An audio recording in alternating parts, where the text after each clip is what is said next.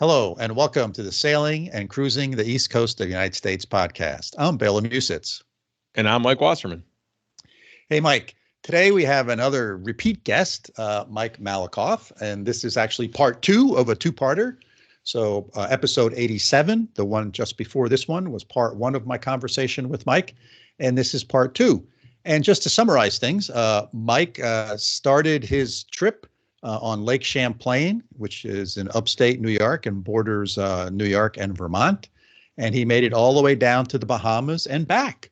And this episode sort of chronicles the last part of that trip, which was sort of his trip back from the Bahamas.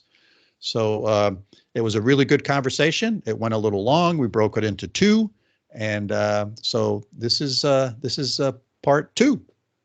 Yeah. And in the first part, Bela, we talked a lot about anchoring, right? And anchorages and kind of how to find a good one. And then it kind of blended into a discussion of navionics, right? I think is the fancy word for this. This is a new one for me, right? But kind of some of the tools and the apps and things like that, yep. Which was really cool. So yeah, if you haven't listened to 86, go back and give that one a listen. And then what we're going to talk about the return journey here. So let's finish it up, Bela. Let's get right to it. Yep. And Mike, just to be clear, navionics is a application that's used for navigation. So it's actually an app on your phone.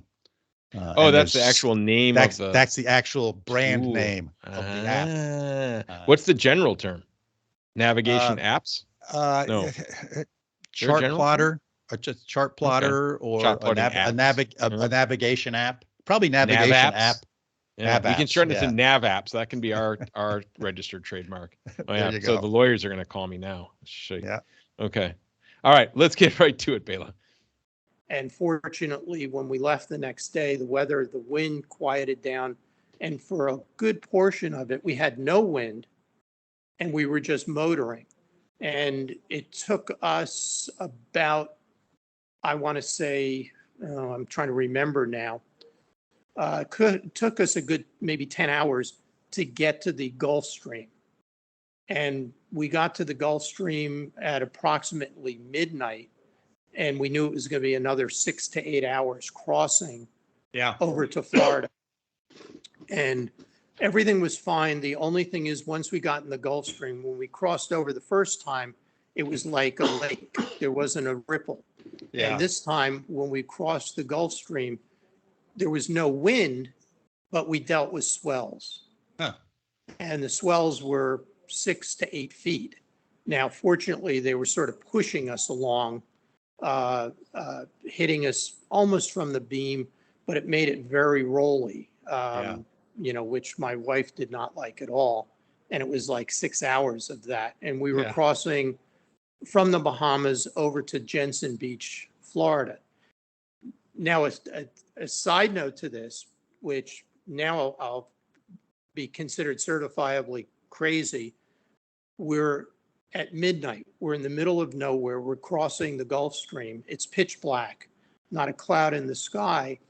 We could vaguely see some lights from Florida. But, when you're in an area where there's no ambient lighting, you can see really well. And my wife says to me, "What are those lights?" And I'm saying, "What are you talking about?" She says, "Watch those lights." Bela, we were watching UFOs. It was the oddest thing, because I thought my wife was crazy. She said, "Watch how they're moving." And there were two main ones, a red and white one and a white and blue one. And they were moving sideways, up and down. I have no idea what they were, but they were something that I had never seen before.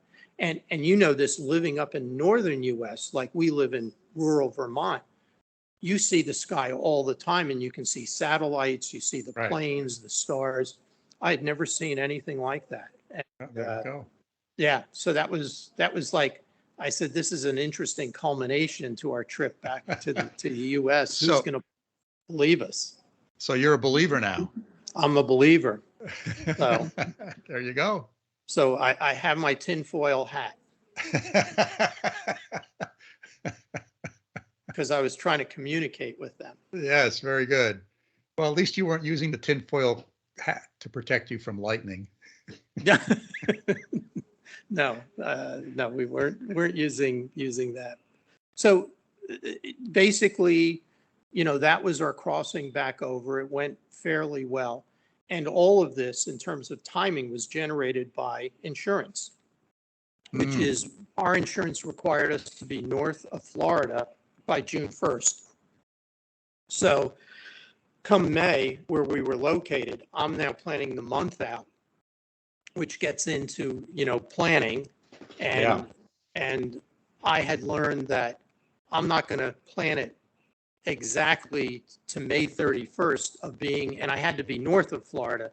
Well, if I leave on this day, planning it out. Now, we left early enough from the Abacos so that I had 2 weeks to play with, because again, weather could have turned on us. Sure, absolutely. And been stuck. But we went right back to Jensen Beach on a mooring ball, and it was a place that we really liked coming down. And it was where we did most of the work in putting in new solar. So we knew the people there. It was a great location, and we anchored there for a few days. Ironically, I had mentioned in previous things, we had a friend in Palm Beach who was collecting all our mail and everything at one point. And we had left stuff there, like my bike. And we had to go get that. So we had to rent a car. And then we were still, 300 miles from the Florida line. And I had to leave another 7 to 10 days for that trip, which went fairly smooth. We didn't run into any weather. We did both intercoastal and ocean sailing, and we ended up with the boat in Brunswick, Georgia, at Brunswick Landing Marina, which is a hurricane hole, and it's a great community of sailors and sailboats there. And that's where we went, and we had made a reservation for like June 3rd to go up on the Heart. Yeah. And basically got there, we got settled, then we had to clean the boat. Now we've been on the boat a year, so now we have to take everything off and get the boat ready to put it up on the Heart, which was several days of hard work, and did that. And the also funny thing about being back before June 1st, we got back, I think, May 26th, about 5 days before the deadline, or 6 days. So we had plenty of room to work with. The marina, as we got closer to June 1st, said, don't bother us on May 31st, because everybody and his brother, who had to be above Florida by June 1st, had made a reservation to come into this marina, like 40 boats. Yeah. And I was so glad that we weren't in that rush. Yeah. That rush, because I was in the office for a while to pick up a package, and they were on the radio saying, don't even come in here, stay out there until, it was like an airline, the airplanes, backed up to come in. So I was glad we did get there like a week early. So we got the boats on the Hard. They did a great job. We actually strap it down, paid extra for strapping, and electricity, because, as you know, in the north, when the boat goes on the Hard, everything freezes. It's cold. Right. In the south, it's humid in the summer. So you need electricity to set up a dehumidifier in the boat. Yeah. So the boat is now sitting on the Hard, and we had to decompress because we had been on the boat almost a full year, or we were on the boat a full year. Yeah, very nice, very nice. So, what are the plans going forward? It was funny coming in, because we just said we need to get off the boat and decompress. And the interesting thing is, I am actually in California and my wife is in Vermont. So we haven't even had time to discuss things yet. So part of that decompression was decompress from each other. It was, we kind of laughed about that, but when you're in the same room for almost a year, yes, it doesn't hurt. And that was going to be one of my takeaways, because I have a list of the takeaways, and one of them is love the one you're with. Yeah. Because when you're in close quarters with your spouse or partner for a year and on a boat, you either learn how to get along and manage disagreements and things like that, or you end up killing one or the other. Yeah. And believe me, we saw people going at it, where I'm out of here, I'm getting my stuff, and I never Right. want to see you again. I never want to see you and your boat again. Yeah. And, you know what, I think, it's like the old thing about grounding your boat. There are those that ground their boat and they're liars. Yeah. And I think it's the same with getting along with your partner, is that you're going to have disagreements, and, you just have to work through those things when, as my wife would drive me crazy in the anchorage or docking about being careful and don't hit the boat, slow down, and this and that was probably one of our big things that we would get into sometimes, where I said, all right, well, I'm just going to circle then, I'll sit out here until you're comfortable, but Right. you have to work, you have to work through that stuff. But that was few and far between for us. Yeah. But you do have those moments. Yeah. Well, what else is on your list? Well, I would, as far as, I guess my takeaways, one, Yeah. this is what I've learned from the trip, and I've got it all written down here. One, be flexible. If you're not flexible, you won't survive. Two, costs. They're going to be more than what you anticipate. So be prepared, because there's all these added costs, whether the boat breaks, the marinas, the whatever. Things break. I've learned that one. Bring backups, but things are going to break. I don't care how prepared you are. As I said, by the end of the trip, okay, it broke, we'll fix it later. I'm not worried about it anymore. I'm tired of trying to fix everything. Expect the unexpected. For all the preparation and everything you do when you think just be prepared. Things are going to come up that you just never thought of. And the next thing is take a deep breath, because tomorrow is a new day. Yeah. Very good. So those are my takeaways from all of this. We haven't sat down to figure out our next steps. I do have the laundry list of things that if you want to come down and help us on the boat that need to be taken care of.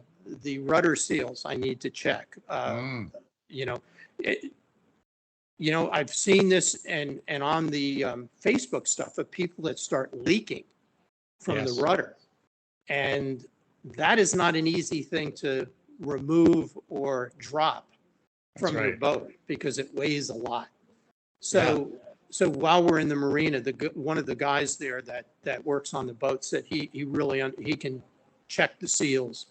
So that the stuffing box, I want to replace that, because I think I was getting near the end of the life of the stuffing that goes in there. And I can go on and on with my list of things that the paddle wheel doesn't work. The anemometer at the top of the mast has to be replaced. And I'll probably send you, since now we've become somewhat friends, of my list of things to see if I'm missing anything with checking the rigging. The furler, you have a furling mast, right? I do. Yep. Had to tighten that, because I did start having some issues with the sail going in and out, and sometimes it would get jammed in there. And then I heard that there's a way to tighten the furler inside, and how to do that, and whether I can do that on my own. So I have that whole laundry list of things that have to get done on the boat. And in the meantime, as you said, the cost, I just got the bill for next month for being on the hard. Yep. It's an expensive endeavor. But what else are you going to do with your money? Yeah. Right. Don't say that to my kids. Yeah, well, hope my kids are not listening, but my plan is is the day I die to spend my last nickel. Yeah, well, that's like the bumper sticker, I'm spending my kid's inheritance when you're driving Exactly. a Ferrari, Exactly. Right. that type of thing. So yeah, we have not made our specific plans. I think going down again, and we'd be leaving from Yeah, you're there. yeah, Yeah. we're 2 or 3 months ahead of where we were from leaving from Vermont, is to go down for 2 or 3 months, I think.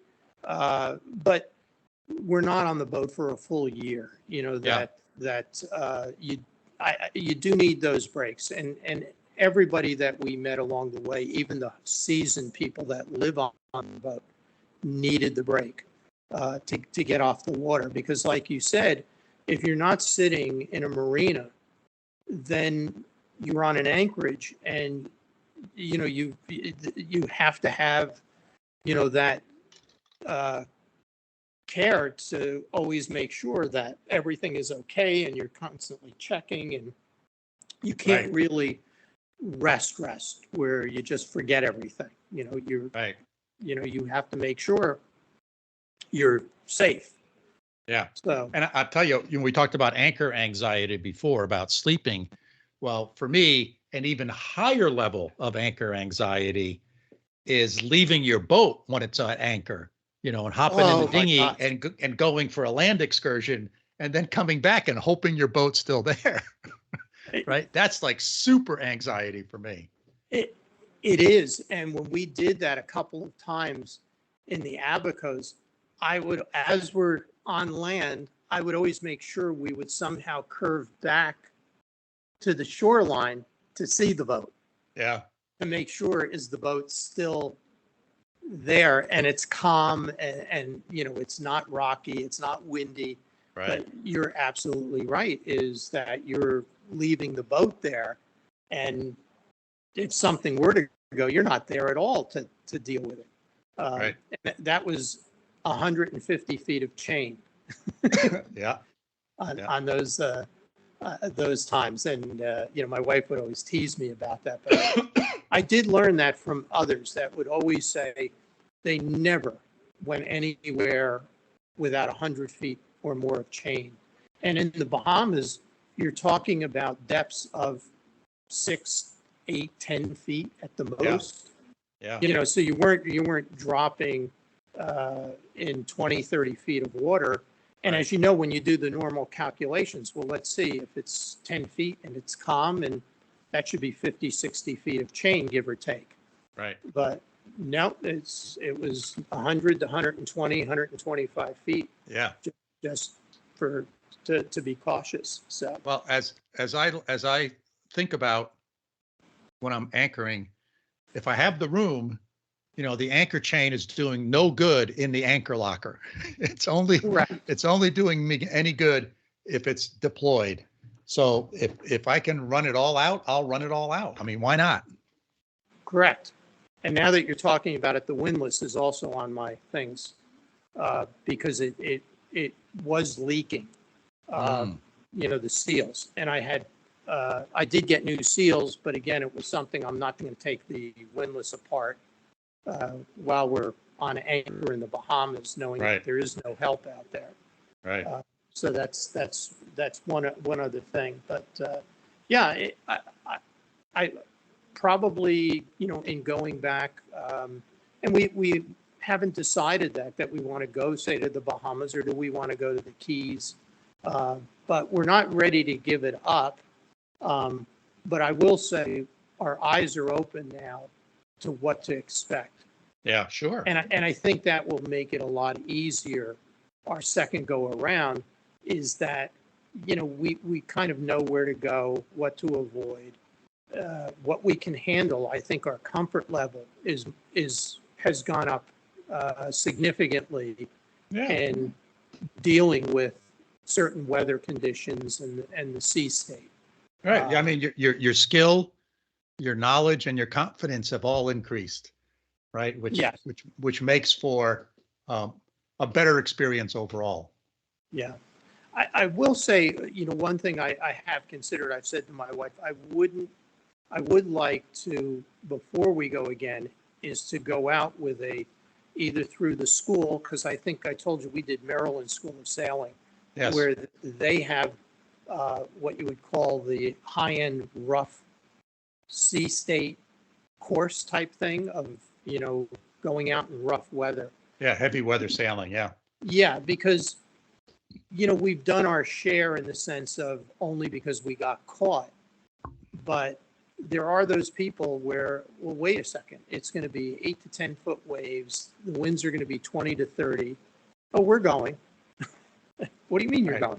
going? Right. No big deal. You just reef the sails and, Yeah. manage this. And, I would like to see that firsthand rather than get my experience, and getting caught in something like that while we're alone. Because the Right. times we have been caught in those things, we've been in the Chesapeake, the Delaware Bay. So, it's kind of odd that our bad experiences have been inland. Right. Right. But it also made us even more cautious on the open waters that, I don't want to do that in the open Atlantic. Right. And certainly I've heard that from you, because the last couple of people you've had on are like the solo sailor and then Yes. this family that's crossing the Atlantic. And I kept hearing you say, well, that's not for me.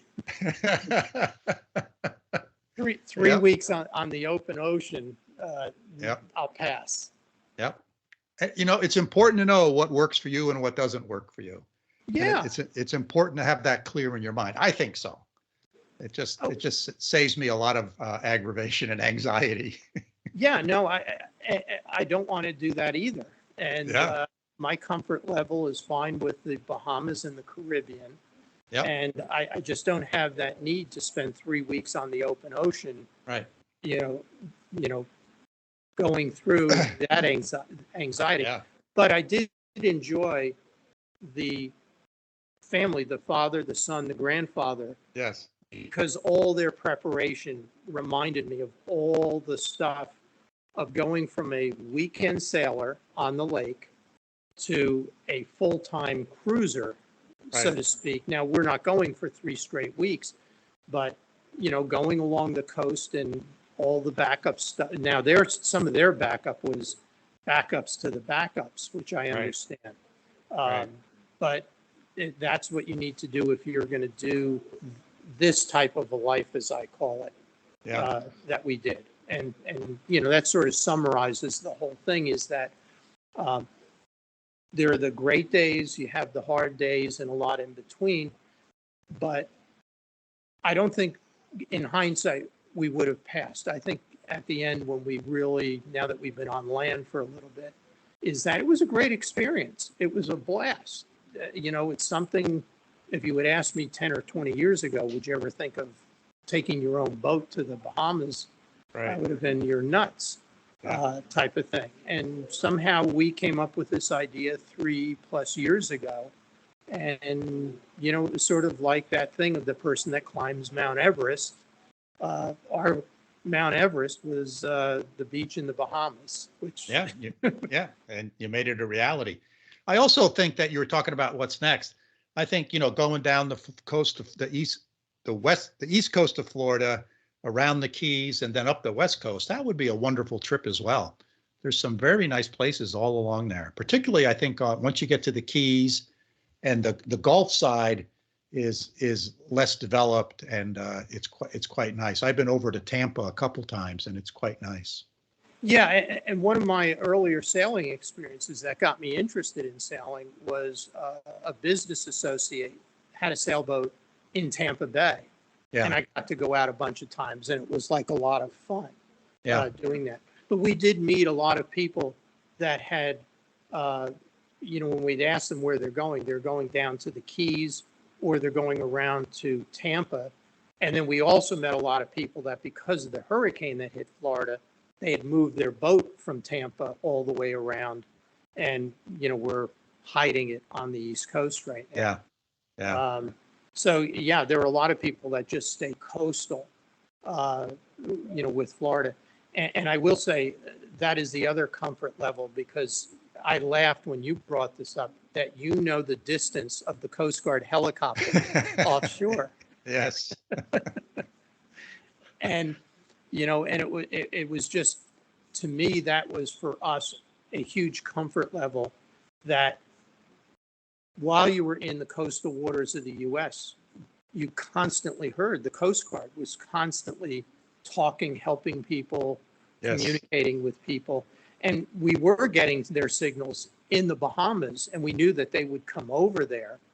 Well, they did in a couple of instances. As a matter of fact, which made national news, the high school kid that jumped off the boat in Nassau.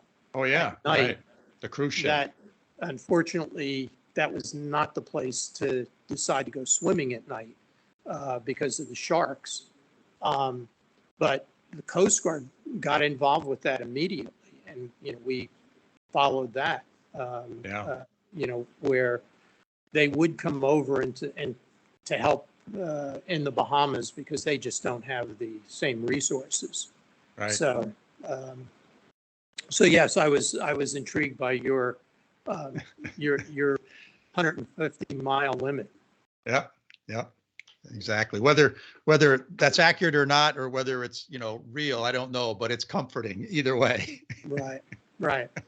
So, And I think the last thing with the boat and everything is that I do realize after a year that there's so much that you need to now go over on the boat to check everything. And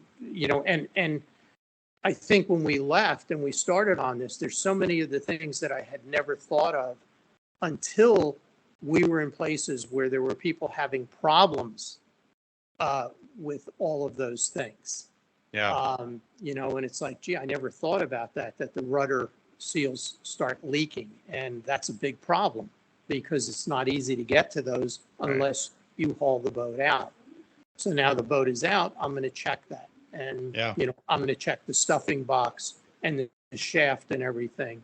The prop, friends of ours that had their prop redone. And I was like, what do you mean you had it redone? And he showed me that they stripped it all down, and they put some sort of, not paint, but sort of stuff that covered the entire prop to make it more efficient. And they said, we'll get an extra half knot out of it. Wow. And that's, hey, you know how that is. Every half knot you can gain, show me how. So, there's a lot of those things, and checking all the seacocks now. Do you grease yours or oil them? I haven't. They're still quite flexible, or free. I shouldn't say flexible, but free. So, whenever I leave the boat, I close them all, and I only open the ones that I need. And so I'm always opening and closing them, and they don't seem too stiff to me. So I haven't done anything to them. Yeah, well, we obviously, now that the boat's out, we closed them all. And here was another thing we learned that someone told us: we put steel wool. Oh yeah, keep the critters out.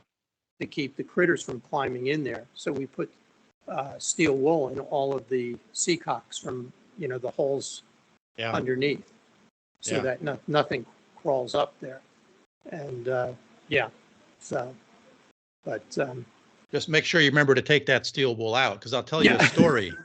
So on my boat last year, they soda blasted the hull down to the gel coat, and then they put on a couple epoxy barrier coats, and then some bottom paint, anti-fouling paint.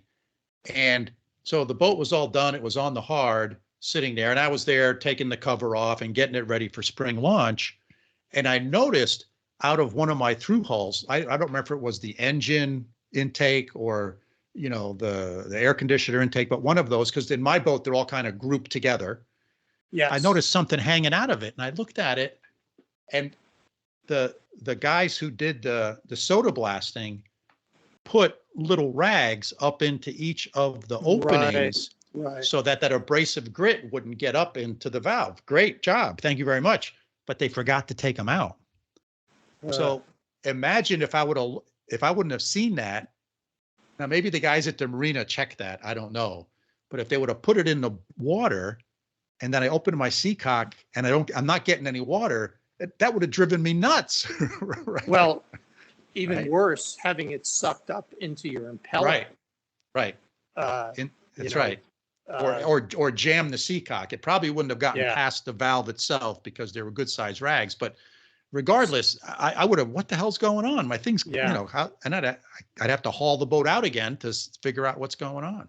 So there's another thing they don't teach you in sailing school is to check all the seacocks and the holes that when you get the bottom painted, that they didn't leave any of the tape on or any of the stuff. Any of that stuff. Right.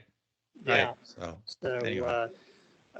It's just one more thing to worry about. Now your boat is in the water right now. It is, yeah. And you've been out sailing on it, and I think you have camp something or other coming up with your grandkids, don't you? Yes. So last summer, I have two granddaughters who are now 9 and 7. And last summer, when they were 8 and 6, they came out with their parents for a long weekend, and then the kids stayed for a week with just Elaine and I on the boat. So it was just Elaine and I, the two granddaughters, and they named that experience Camp Paradox. That's it. Right. The name of the boat is Paradox. So they named it Camp Paradox. So ever since then, they've been saying, okay, Pop, when's Camp Paradox this summer? So that must great. make you feel, that must make you feel really good. Oh, absolutely. I mean, how can it be any better than that? Right. So they enjoy it. And so they're looking forward to Camp Paradox, and it's going to be in August. So the boat's in the water. I've been doing a fair amount of sailing. It's been good. So I had a week with a skiing buddy of mine, came down for a week, and we spent a week together. And then a couple of weeks after that, my older son came, and we spent a week sailing as well. So that's been fabulous. Yeah. Very good. That's what it's all about. So, so I think, the end result of our thing is we had a great adventure, as I call it. And, we're going to be, I say, I'll leave that as a secret that we'll announce at some future date what we're going to do with the boat. As far as keeping it, selling it, going to the Bahamas, or who knows, transatlantic. But I think transatlantic is off the it's off the charts. Right. It might be trans Tampa Bay. Yes, something along those lines. Yeah. But no, it really was, and I'm not sure communication wise with all the people you have, that if people do have questions, if somebody out there is saying, that's really neat, we were really thinking about that, but we have questions, I have no problem, if people write into you and want to speak to us or forward their questions and, answer any questions, because it is a big undertaking. Yeah. Well, that's very, very gracious of you. And so if people have questions for you, if they email me, because the email address is sailingtheeast@gmail.com, and then I can forward those to you. So yeah, that's great. Sure, because I know that we've only been doing this for a few years, and this was our first trip, but it's amazing the number of people asking us questions now. Right. We're the pros. Right. Yeah. Like we're the pros, and I say, take that with a grain of salt, but you know what? Everybody has I shouldn't say their own ideas, and you see this all the time on Facebook questions of people that buy a boat, and there's a Hunter Facebook group. Yep.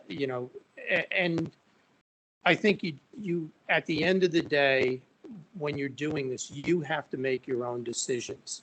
You can't let others, even as knowledgeable as they are, their level of skill might be much more than yours, that you have to weigh it all out And at the end of the day, when people say, well, we're going today, or we're not going, or we're going this, this is the route we're going, you have to decide for yourself, are you up to that?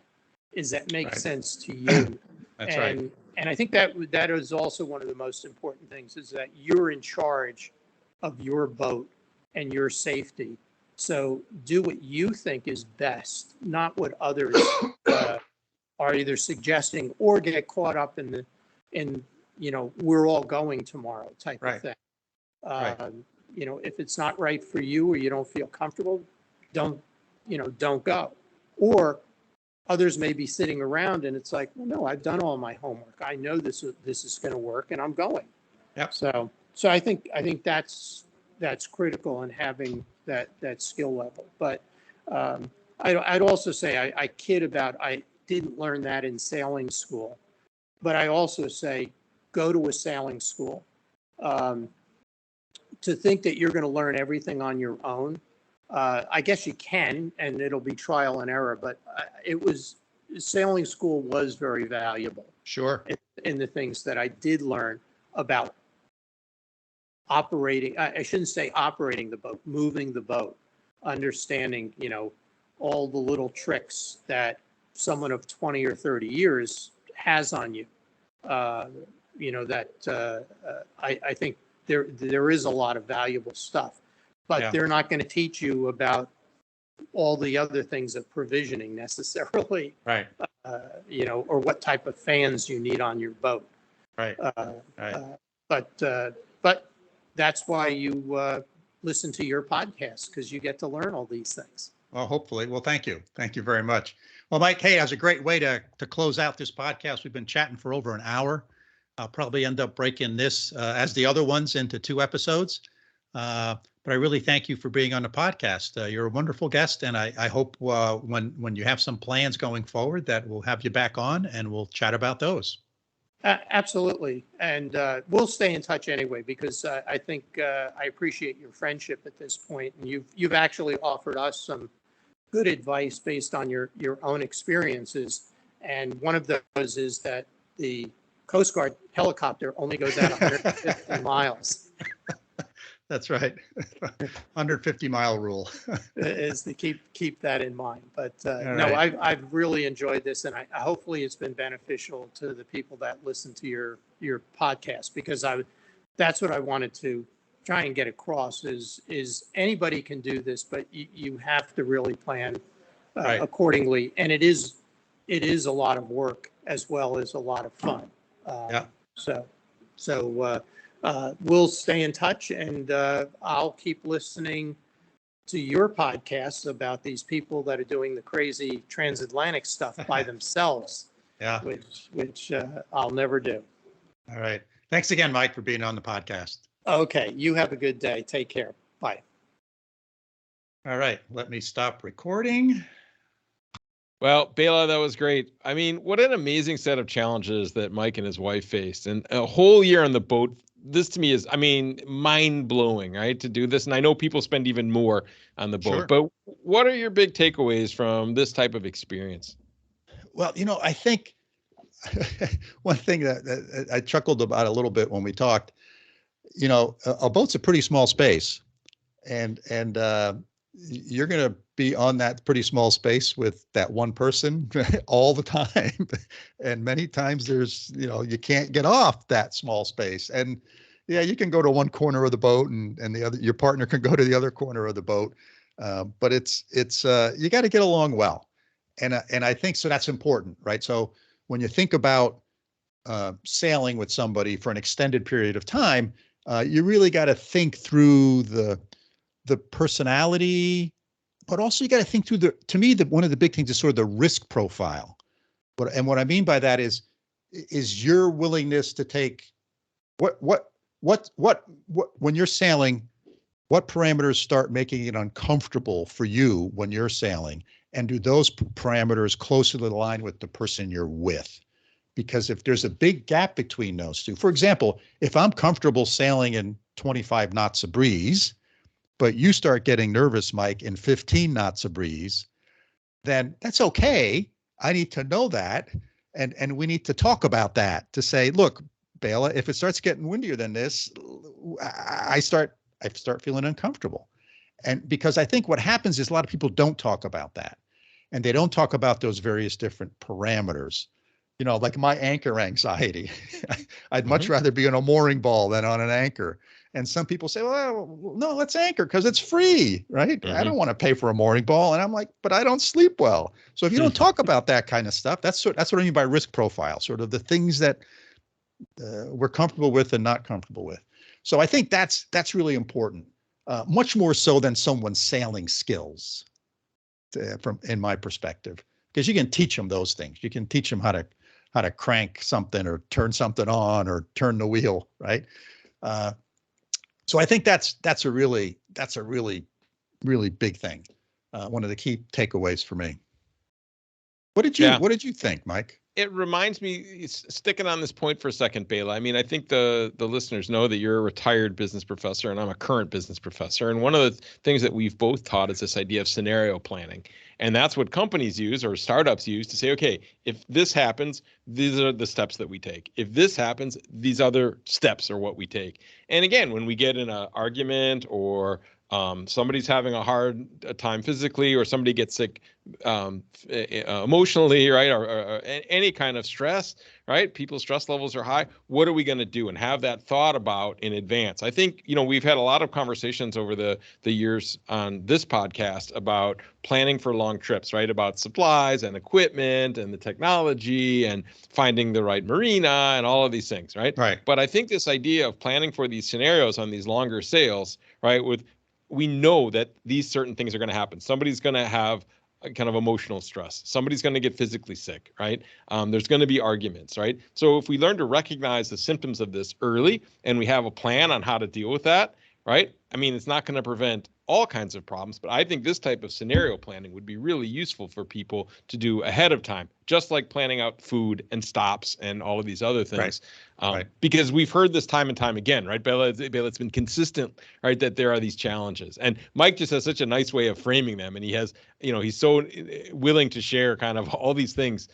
He really he brings that into focus. And that was what I thought about this idea of scenario planning and being prepared for these inevitable conflicts between humans in a small space that we're going to see. So I thought that was great, Yeah.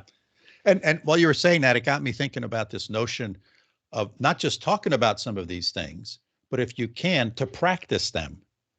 So, Love it. Because these are the stressful moments, like when you're dropping anchor, or you're picking up a mooring ball, or you're coming into dock, or the wind has picked up and now you got to reef your sails. Those are already stressful.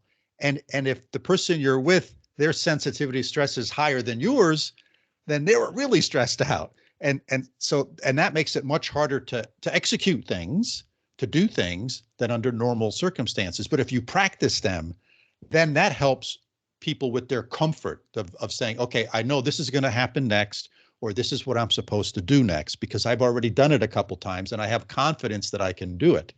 So that's why I think practicing a lot of these things are really important.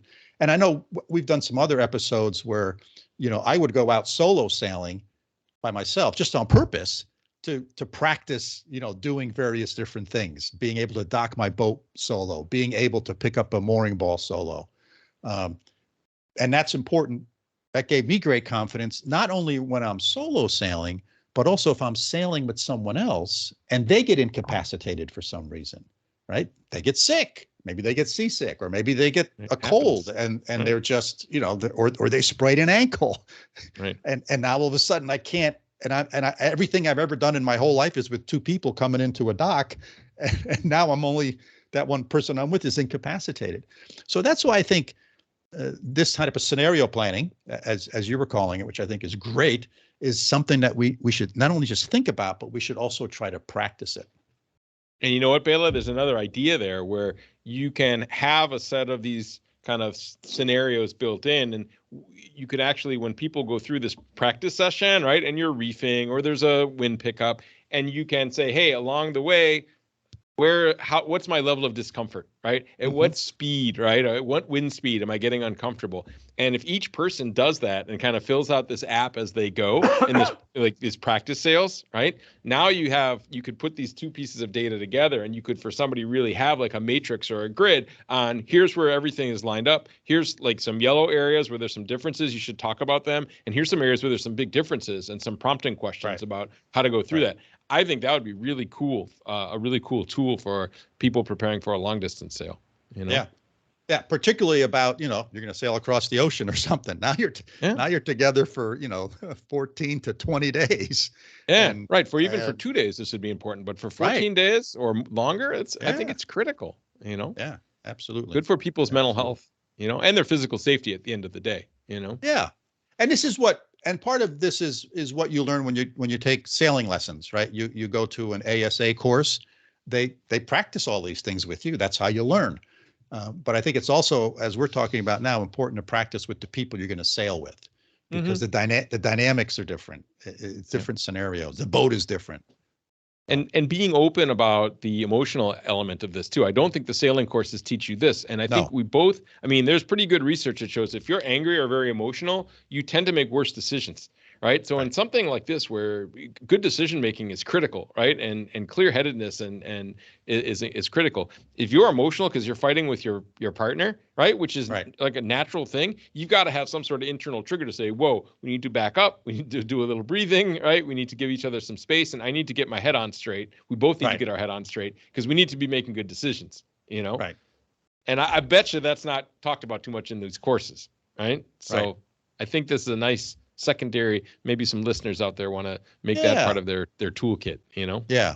And you're absolutely right. There's been a ton of research about this, particularly in the airline industry, where the notion of the captain and the first officer, the captain and the co-pilot, the co-pilot never questioned anything.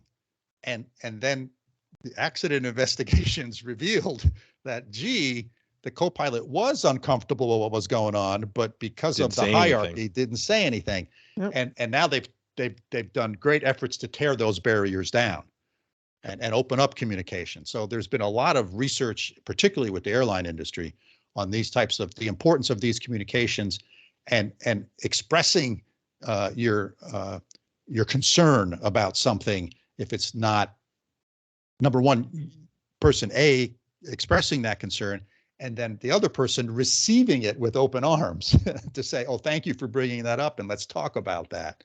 And make sure that we're together on this. So there you go. Yeah. So any master's theses, master's students or PhD students, in kind of psychology or decision making, or right, that there's a good thesis topic. Yeah. Yeah. To see if the airline context is applicable, right? Is generalizable to sailing.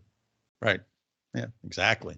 Well, cool. Good conversation, Mike. Yeah. The other thing I thought was interesting was this idea of knowing the deadlines. I thought this was fascinating, that there was this certain day. I had no idea about any of this, right? That there's this certain day and everybody needed to be out of there. And if you waited till the last minute to make your arrangements, you were in deep trouble, right? So it's to me, that was a neat takeaway to kind of understand these deadlines and kind of make your reservation early and don't leave it till the very last day to show up where you need to be before those deadlines. And then the other thing about, because again, all our conversations have been about putting it on the hard in the Northeast where it's cold, but this idea of, oh, you really do need to have electricity. And oh my gosh, I could imagine how important a dehumidifier would be on a boat, when you're in the Southeast. Again, I think anybody that's ever sailed down there gets it. But that to me was kind of interesting, thinking about how you prepare your boat for storage, right, is really going to depend on where you're at, what the elements are that you're dealing with. Yep. Very true. Very true. Yeah, it's different. It's different all over the place. And there are all sorts of deadlines, right? There's not only deadlines when Mike was talking about his insurance company says you got to be north of this before the hurricane season starts. Right. Well, there's other types of deadlines. There's deadlines like your visa is going to expire. So you got to leave the country, and you don't want to leave that to the last minute because there's bad weather. You're not going to want to leave. Right. Or a holiday that you don't know about in a different country or something. That's right. So the office is closed and you can't go through to get the right paperwork done. So there's all sorts of deadlines like that. And waiting till the last minute is challenging, particularly when you're doing an activity such as this one that's so impacted by weather and equipment failures.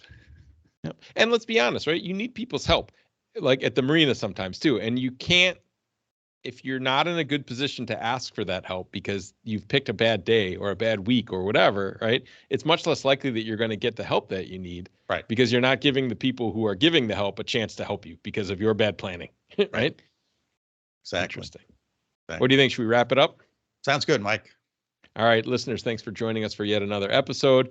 We hope you found our conversation, both parts with Mike Malekoff, interesting and thought-provoking. If you have questions about what we've discussed, as always, please feel free to get in touch with us. Email is the best way. It's sailingtheeast, that's all one word, @gmail.com. Hey, if you joined the podcast, hit that follow button. We now have a Patreon page.